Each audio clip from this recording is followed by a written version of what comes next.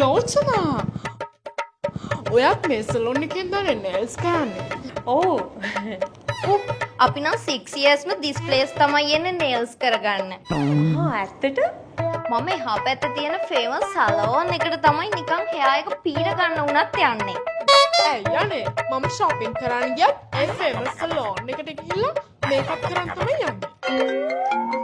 Give me 1 second darling මගේ boyfriend call එකක් ගන්නවා. I need to answer. එයා මට yesterday තමයි මේ new phone එක buy කරලා දුන්නේ. 4 lakhs. Hello baby. So cute. මේ කොල්ලොන්ට නම් පිස්සු ලෝචනා. මගේ බොයිත් මට last week එකේ phone එකක් කරන් දුන්නා. ඒක 5 lakhs. Crazy boys. No?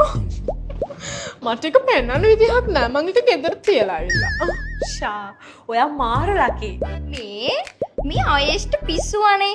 මේ ඇනිවර්සරි එකට තායිලන්ඩ් ටුවර් එකක් දාගෙන.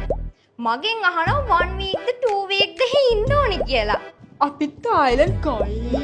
සමහරක් විට එහෙදි අපිට මීට් වෙන්න පුළුවන්. ඔයා කොහෙවත් travel කරන්නේ නැද්ද ලෝචනා? අනේ නෑ අනේ. මට මේ ටිකේ පොඩි වැඩ වගේක් තියෙනවා. මෙයාට කොහෙද යන්නේ තායිලන්ඩ් තියා ස්ලේව් අයිලන්ඩ් යනත් මන්නේ.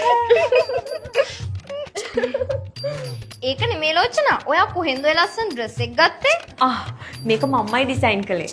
යෝ අපි ළඟ තියෙන බ්‍රෑන්ඩ් ඇඳුම්. මේක ලෝචීස්. මේකත් ලෝචීස්. මගේ ෆ්‍රෙන්ඩ්ස්ලා රිලේෂන්ස්ලා ඔක්කොම ගන්නෙත් ලෝචීස්.